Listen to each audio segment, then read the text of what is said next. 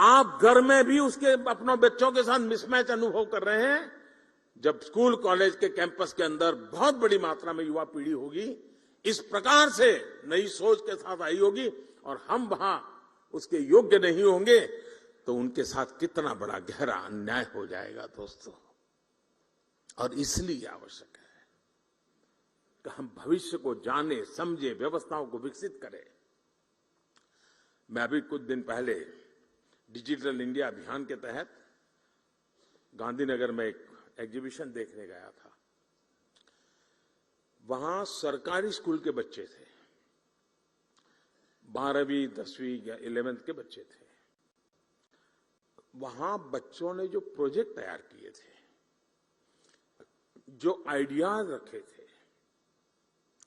मैं बहुत उसको समझने की, देखने का प्रयास कर रहा था और मैं प्रभावित हुआ था इन बच्चों के काम से।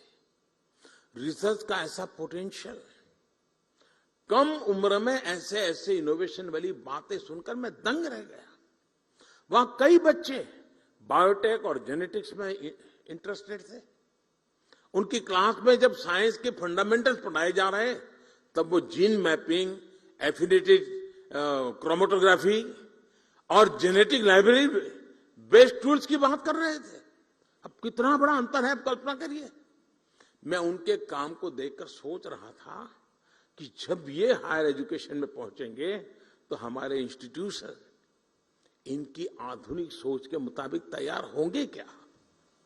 अगर हम इन बच्चों के लिए उनके हायर एजुकेशन में पहुंचने का इंतजार करेंगे, तब तक दुनिया बहुत आगे निकल जाएगी दोस्तों।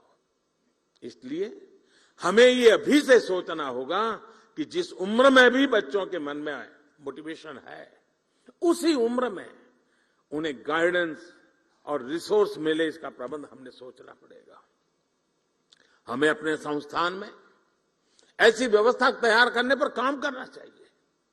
साथियों, इस महीने के आखिर में 29 जुलाई को राष्ट्रीय शिक्षा नीति को 2 साल पूरे होने वाले हैं।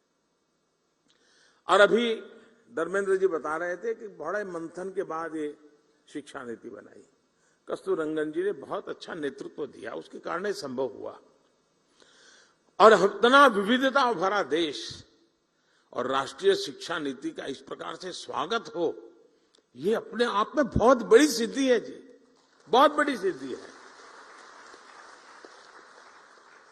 लेकिन इसकी विशेषता देखिए, इसको बनाने में तो मंथन हुआ। आमतौर पर सरकार का स्वभाव होता है, एक डॉक्यूमेंट बन जाता है, वो डॉक्यूमेंट समय के भरोसे छोड़ दिया जाता है, कुछ व्यक्तियों के भरोसे जोड़ जाता है। आपके भी टेबल पे तो कुछ दिन शोभा बढ़ाता है डॉक्यूमेंट, फिर वो भी टेबल पे से हट जाता है, कोई नया डॉक्यूमेंट आता है, वो जगह ले लेता है, बात वहीं समाप्त हो जाती है। अनुभव आपको भी है, यहां बैठे हुए लोगों को भी है। हमने ऐसा नहीं होने दिया। हमने हर पल इस राष्ट्रीय शिक्षा नीति को जिंदा रखा है। मैं स्वयं भी इतने कम समय में कम से कम 25 सेमिनार में गया हूं, शायद 25 से ज्यादा, और इसी विषय पे मैं बोलता रहा हूं। ये रिपोर्ट देने के बाद स्वयं कस्तूरीरंगन जी लगातार संवाद कर रहे हैं, हर क्षेत्र के लोगों से संवाद कर रहे हैं, उनके क्लैरिफिकेशन चाहिए समझा रहे हैं, उसके पीछे का विजन क्या है, बैकग्राउंड इंफॉर्मेशन वो समझा रहे हैं। पूरी सरकार के सभी डिपार्टमेंट लगातार कोशिश कर रहे हैं कि ये, क्योंकि 30 साल के बाद आया हुआ डॉक्यूमेंट सिर्फ कागज का ढर्रा हमारे पास पहुंच जाने से होगा नहीं जी। आप भी यहां जब 3 दिन मंथन करोगे, उसकी कई बारीकियां हैं जो शायद आपने पूरा पन्ना पढ़ लिया होगा, लेकिन अब नई तरीके से आपके सामने उजागर होगी। इसलिए अपनी यूनिवर्सिटी के अंदर भी ऐसे ही निरंतर मंथन की योजना बना करके यहां से जाना, सिर्फ यहां से आप सुन करके मत चला जाना। आपके साथ जुड़े हुए जो बाकी साथी हैं, वे भी ऐसा ही मंथन करें, उसमें से और अमृत निकालें जी, तब जाकर के इसका लाभ होगा। और इसके इम्प्लीमेंटेशन की उसके लिए जो चुनौतियां हैं, उसकी हर बारीकी पर हमें गौर करते रहना चाहिए।